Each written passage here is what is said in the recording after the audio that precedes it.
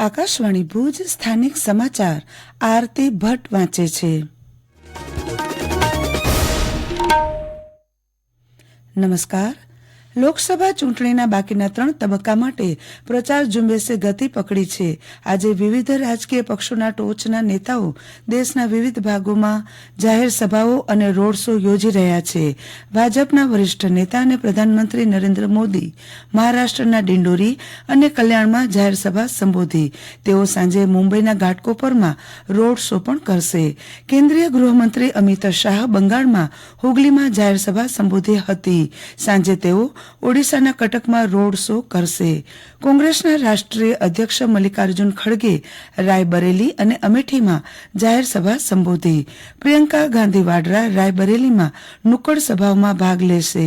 લખનૌમાં આજે ઇન્ડિયા ગઠબંધનના પક્ષો કોંગ્રેસ અને સપાએ સંયુક્ત પત્રકાર પરિષદ યોજી હતી. રાજસ્થાનના પૂર્વ નાયબ મુખ્યમંત્રી કમલા બેનિવાલનું નિધન થયું છે. તે લાંબા સમયથી બીમાર હતા. ગુજરાતના રાજ્યપાલ અને 7 વખત ધારાસભ્ય રહી ચૂકેલા કમલા બેનિવાલે રાજસ્થાનના નાયબ મુખ્યમંત્રી પણ રહી ચૂક્યા હતા. તે કોંગ્રેસના વરિષ્ઠ નેતા હતા. તેઓ ગુજરાતની સાથે ત્રિપુરા, મિઝોરમના રાજ્યપાલ રહી ચૂક્યા છે. રાજ્યની શાળાઓમાંથી આગામી 17મી મેથી ધોરણ 12 વિજ્ઞાન પ્રવાહ અને ગુજકેટ 2024 પરીક્ષાના પરિણામની માર્કશીટ, એસઆર અને પ્રમાણપત્રો મેળવી શકાશે.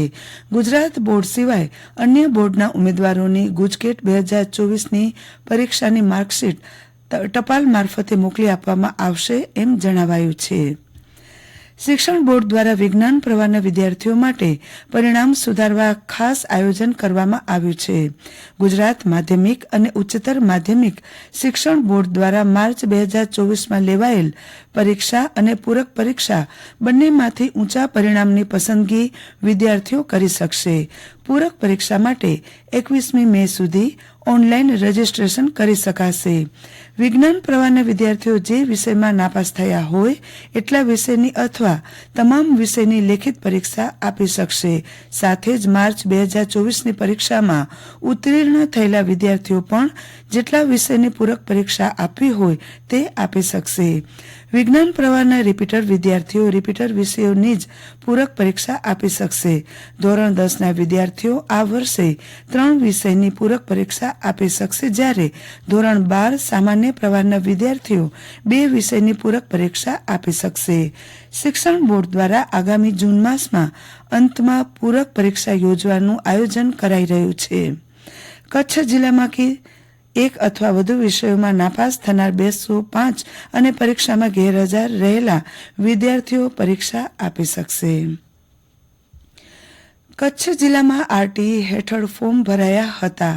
આ અંગેની વિગતો આપતા જિલ્લા પ્રાથમિક શિક્ષણ અધિકારી ભૂપેન્દ્રસિંહ વાઘેલાએ જણાવ્યું હતું કે આરટીઈની અરજી જિલ્લામાંથી 3797 જેટલી આવી હતી. તે પૈકી 2340 અરજી માન્ય રહી.